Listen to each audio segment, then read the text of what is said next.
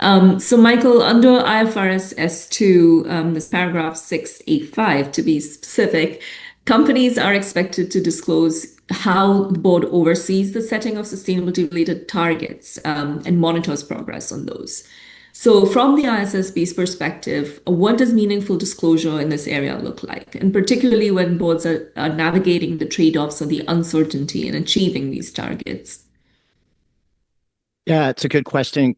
Allows us to get into a little bit of detail here. And thank you to Jen and Tarn for the context you've brought, which is really bringing that practical lens to this discussion.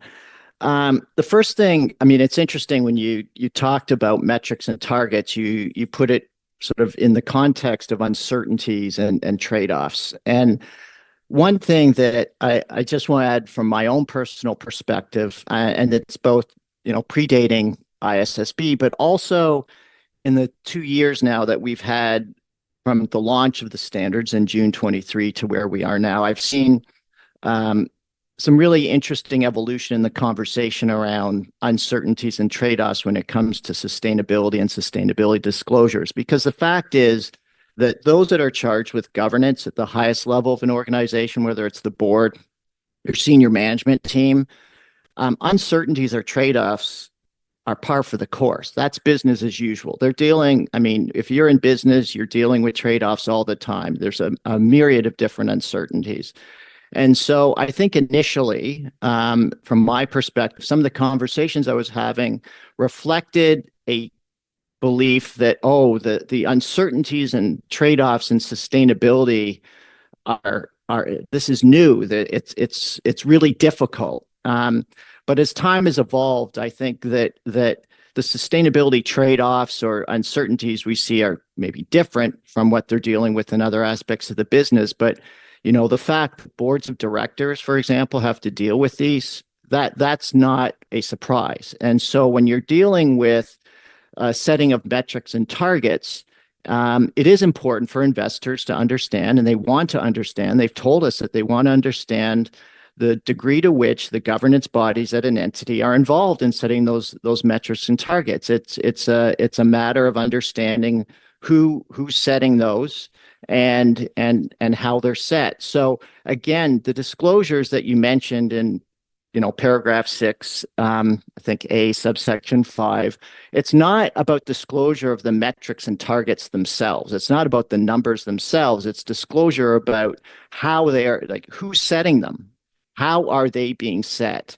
What are the assumptions and the trade-offs that are underpinning those metrics and targets? What are the controls that are in place to allow that governance body, the board of directors, to continue to monitor those and adjust if needed to changing conditions? So again, if you look at the conversation that we had earlier about what our standards are meant to do, it's about what's in place, but then how are they implemented? And it gets, again, to the ability for investors to not just understand what a company has in place, but the effectiveness of those processes and systems and decision-making mechanisms that are in place. And that effectiveness is really, I think, what we're getting to here in the disclosures around metrics and targets. So again, Jen and Tarn have provided some great examples of what effective or useful disclosures might look like in this. But from the ISSB's role, again, I think the hope would be that our disclosures mean that when you're talking about metrics and targets,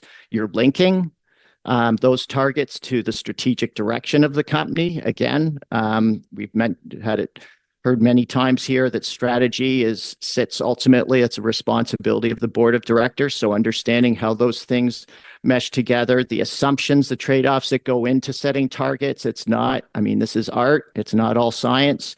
So building that transparency and credibility, again, building trust with the investor base is really an important component of this.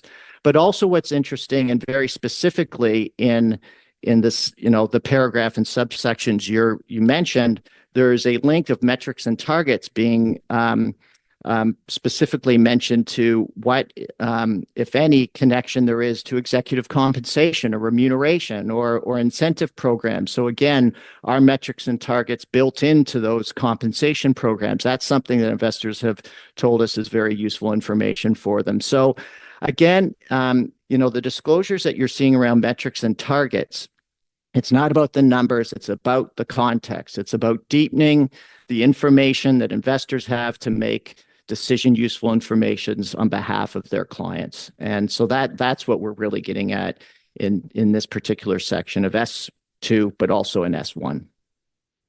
Thank you, Michael. Decision useful information, that's the key to these standards here. So thank you to all the panelists for these introductory comments. And we have a number of questions here from the audience. We're going to try and address some of those now, and we'll try and wrap it up after that. So my first question, which comes from the audience, is for Jen. So Jen, considering IFRS S1 or before that, the TCFD aligned disclosures, is the governance information and sustainability reports or annual reports at the right level of detail? Are you seeing a lot of boilerplate disclosures on this? And then there's a related question, there is an endless tendency to repeat the boilerplates of annual financial disclosures. So how should these differ in ISSB aligned reports? Yeah, I think, again, there are many very good reports and there are many not good reports, right?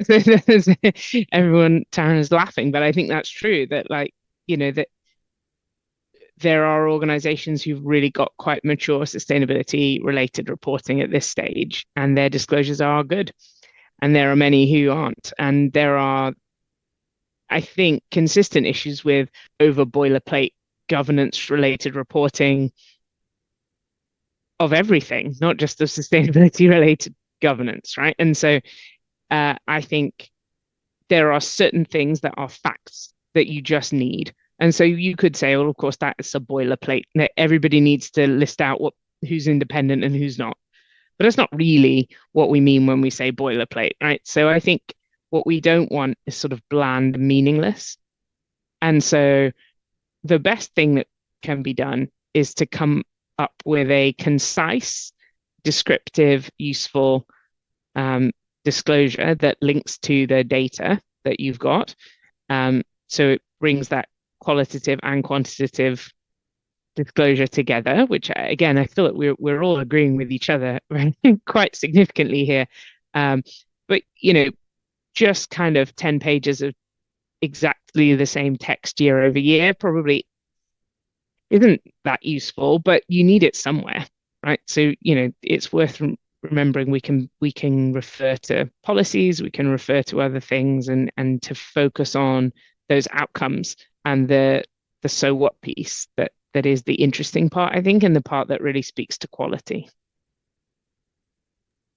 Thank you, Jen. So the next question here is for Taryn. So most entities are assigning the role of the oversight of sustainability risks and opportunities to existing board committees. Is there a need for boards to recruit members with special qualifications, or do you think existing directors can take on the role? And a related question is, to what extent do we need to disclose the skills and competencies of the people involved in sustainability governance? And the person asking the question worries that we include too much immaterial information if we do that. So what's your view there, Taryn? I think it depends on your board, who's around the table, and what kind of development people are willing to take on. There's a lot of education opportunities for those on the board to be skilled up, to understand sustainability risks, to be educated as a board for both the topic at a high level and then get into the details of the implications for their organization specifically, whether they want to, develop those skills through education, or if they want to bring on an individual who, like we said, might be that sustainability lead. They're different approaches. I think there's pros and cons to each. But I think the board as a whole would benefit from education on this if they don't feel it's up to speed. I think everyone should have a base level. I always say, thinking of the future of the accounting profession, I don't think sustainability is going to be something on the side of someone's desk or a specialty. I think it will be, a base skill that's in our syllabus moving forward that every CPA will have the knowledge for. So we have a bit of a gap right now where I think, some education is needed to just bring everybody up to the same level. I know there was a second question there about disclosure with that I think Jen mentioned, you don't want bland and meaningless disclosure if there's, if you're just listing out designations or, something just to build up your skill set or to build up what education you're presuming is there. I don't know that provides benefit, but I think the investors are interested to know how is the board building that knowledge? What are they doing? What processes are they undertaking to make sure they're actually able to assess the climate related risks? Because I think I hear sometimes, we don't have any material risks. And it's like, is that accurate? Have you assessed that appropriately? So, making sure the board's informed and educated enough to assess if there are material related risks. I'd say that's important. Thanks, Taryn. Hey, Hamani, can I just add to that Yes. for a moment? Because just picking up on those comments, I don't know if it's a trend or not, but I mean, in a lot of my interactions with preparers is at the board level. And I would say that, again, there's been an evolution to a certain extent in regards to how boards are looking at the ISSB standards. And that certainly, as we've heard, there's going to be a variety of functions, teams, committees that are looking at this. But I think as companies are beginning, they know that sustainability issues, risks and opportunities can be material to their business. And so, understanding those sustainability related risks and opportunities is important to inform strategy. It's important to form conversations around risk management and those reporting functions. Those responsibilities clearly sit with the board of directors. Though like strategy is not a committee function. That's a strategic function. It sits at the board. So what I am finding, again, too early to call a trend, but is that when companies are thinking about the ISSB standards, there is a role for the board as a whole, and different functions. Maybe the reporting function, the assurance function is going to be allocated to a committee, for example.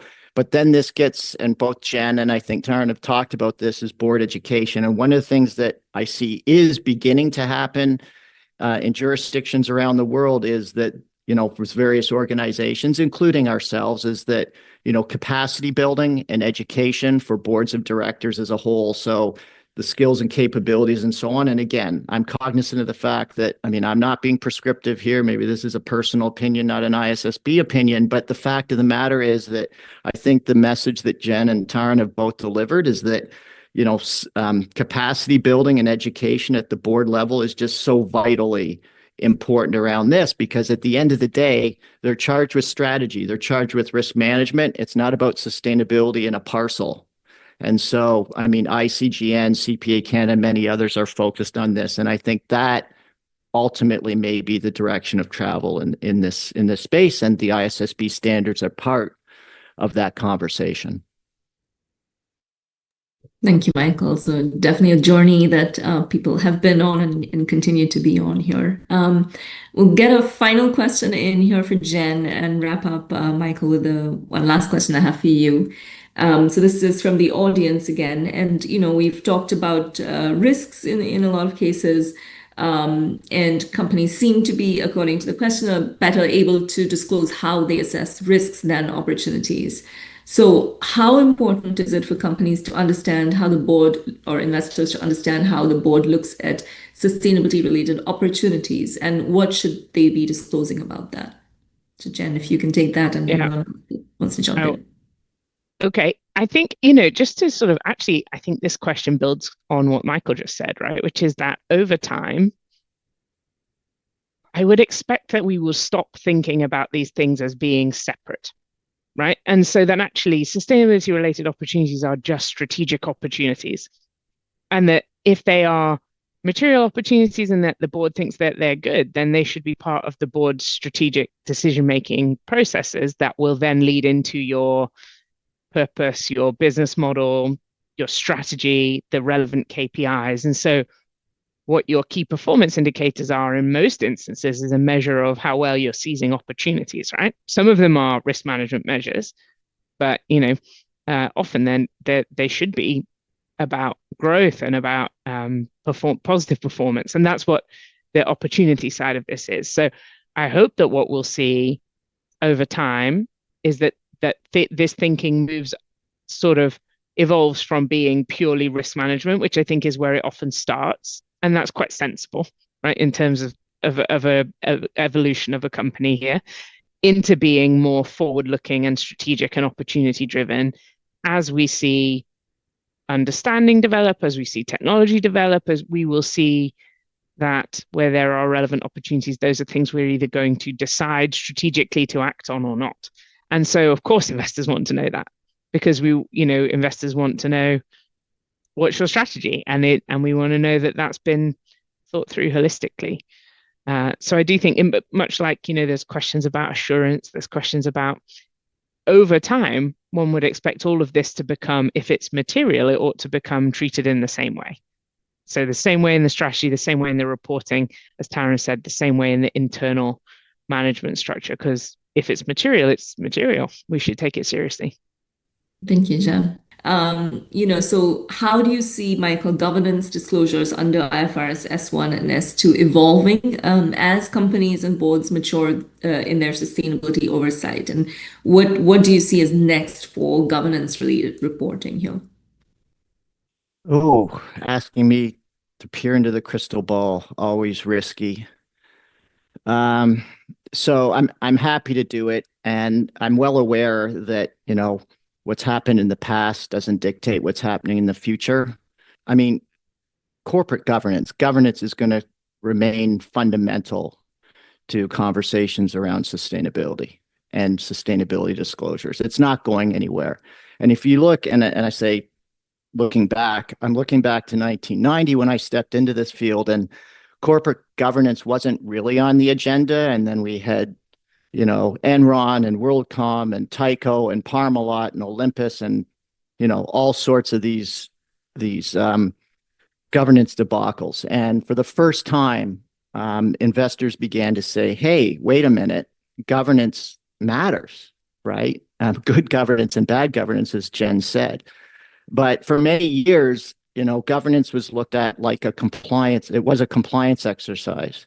And, Taryn and Jen have both articulated wonderfully how we've moved from governance being, simply a compliance exercise to a driver of value creation. And that's been reflected in the conversations, that's reflected in the ISSB guidelines. But you asked specifically about how I think the ISSB guidelines are going to evolve or disclosure is going to evolve. And I'm going to go back to that. For me, what's a fundamental element in this conversation is, the governance disclosures are an absolutely necessary, a critical element of building trust between investors and the companies. I mean, it's just that's absolutely that connective tissue, as I said earlier, is really important. And I want to just reflect on something that Richard Manley is an executive of the Canada Pension Plan Investment Board. He penned an editorial in the Financial Times last summer, and I think it really highlights some of the key themes we've all been talking about today. The value that the standards have for preparers and for investors, the relationship between it. But I'm going to read some of this because I think it's an important underpinning to our conversation. But what he says in part in his editorial is that, investors will benefit from the comprehensive reporting of this sustainability data. But the primary beneficiary, if used to inform strategy, will always be the board of directors and the companies that they oversee. And then he poses a question. So has a board discharged its duty to the company if it has not compelled management to identify the material sources of risk and opportunity at the nexus of the business? And then he answers his own question. He says, well, where these risks and opportunities have not been identified, quantified, and reflected in strategy and disclosures, shareholders should consider two simple questions. Is the board discharging its duty to the company? And do we have the right directors? So for me, he's just so succinctly and profoundly, summed up what we've been talking about today, the importance of sustainability disclosure, that's focused on material issues that may affect an entity's prospects over the short, medium, and long term. Talking about these issues as being a tool to understand the business and drive value creation. It's not about compliance. It's about the relationship between investors and companies and so on. So where do I think the ISSB standards are going to go? I think it's not the standards that are going to change. I don't think the wording in S1 and S2 is going to change dramatically, but I think what will evolve is exactly what Tarn and Jen have said. The expectations in investors will continue to ramp up. Preparers and those that work with them are going to continue to get skilled up, build their capacity. And, Emmanuel Faber, obviously our chair, talks about the fact we're all learning a new language, all of us. And that takes time. And this is a journey. And you mentioned that, Hamani. So I think we're on this journey. So I can't say anything more interesting or useful than what we've already heard from Jen and Taryn, but I think we are going to see deeper transparency, more transparency within the standards as written, as you've heard. And I really do think that it's not going to be disclosure it's going to move away from that boilerplate, which may just be, hey, this is what we have in place, A, B, C, D, E. Investors are going to demand more information that will help them evaluate the effectiveness of what's in place at the companies. And so that gets to, building the trust, the confidence. And that is about information on the underlying assumptions, the trade-offs that are made, who's making those, understanding, again, the skills and competencies of those that are charged with overseeing the business at the highest level. So I think that's where we're heading now. And I think one of the things that is also important to note is whether, that will happen in a voluntary reporting environment, because I think investors will demand it. But we are moving in, as you know, whatever the number is now, over 35 jurisdictions on a road to mandatory adoption. And with mandatory adoption, you've got auditing and assurance and a whole other level of responsibility. And so again, I think that's going to continue to drive, better disclosures, better information that again will focus not just on what's in place, but the effectiveness of those things, which is the information that investors have been telling us they need. So I think that's a direction of travel, maybe with rose-colored glasses. I don't know, but I think if you look at the trends over the last several decades, that's where we're heading. Thank you, Michael, and to all the panelists for your insights.